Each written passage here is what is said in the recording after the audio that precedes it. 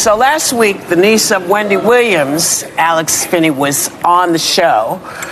Wendy's been a friend of ours for many years, and Alex was here to talk about the docuseries produced by Wendy and her family, focusing on her mental and physical health issues. The second part aired Sunday night.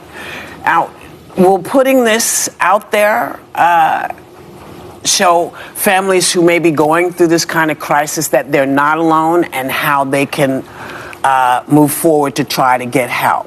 That is the question. I think it absolutely highlights a problem that many of us first understood or saw with Britney Spears. To see this now, it's so painful to watch. I think we all know, not personally, I'm just a fan of Wendy's, but I loved her for years. To see anybody go through this and to see a family go through this, but it shines a light that only a Wendy Williams or a Britney Spears could. A lot of families go through these things and they suffer with no platform, no voice.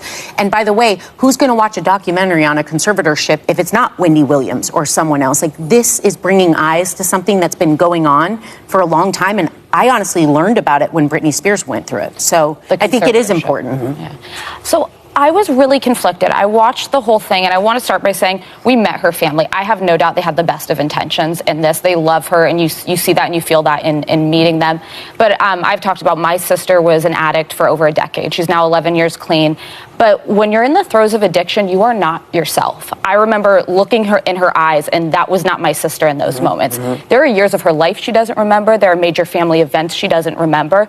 And I have a hard time believing that, just for me personally, I would never want her darkest, lowest points to be seen by anyone outside of the closest circle of people who love her. And it was triggering to watch. To be honest, I turned off the final episode because it just brought back some painful memories. It was not easy to watch, I'll tell you that. A friend of mine who was a drug counselor used to say, addictions trump relationships. It's true. Yeah. Because you want that, whatever it is. But I just want to say that I always thought Wendy was a singular talent.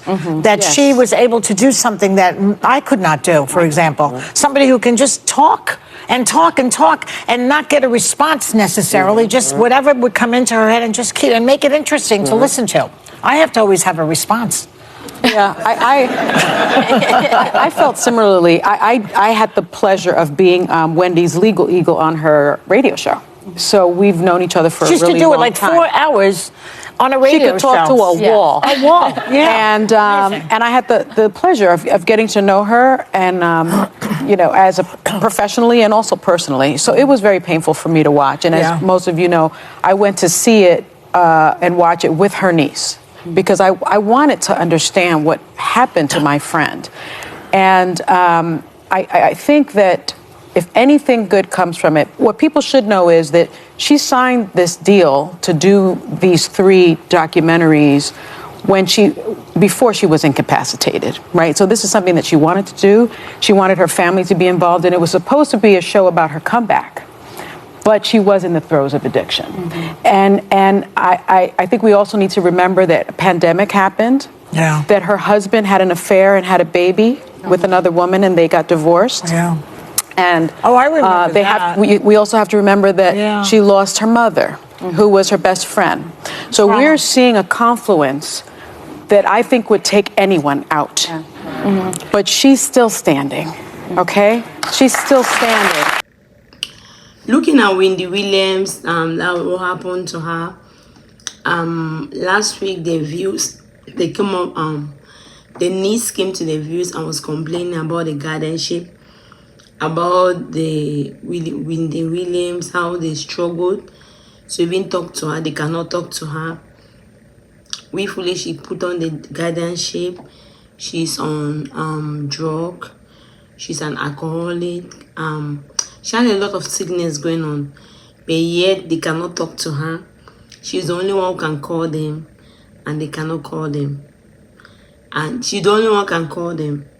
If they try to call her back, they will tell them that somebody like her don't live in this place. It surprised people. Say they want to create an awareness of like people who have too much money and going to guardianship. That is not really a good thing.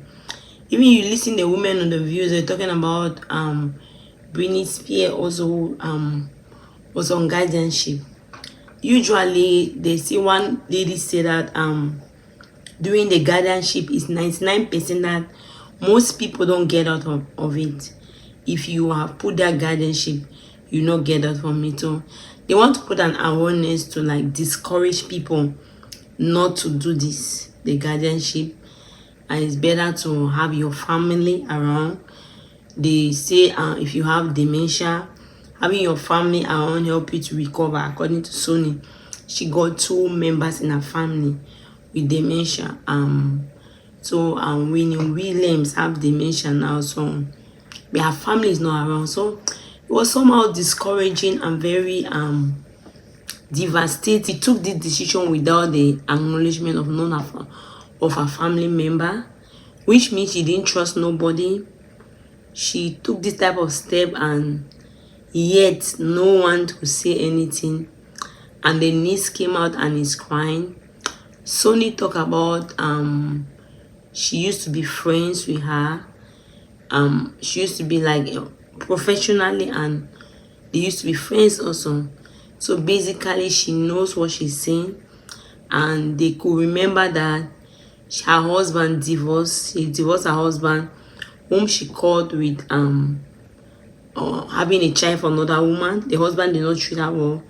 Her mother died, which was like a support to her.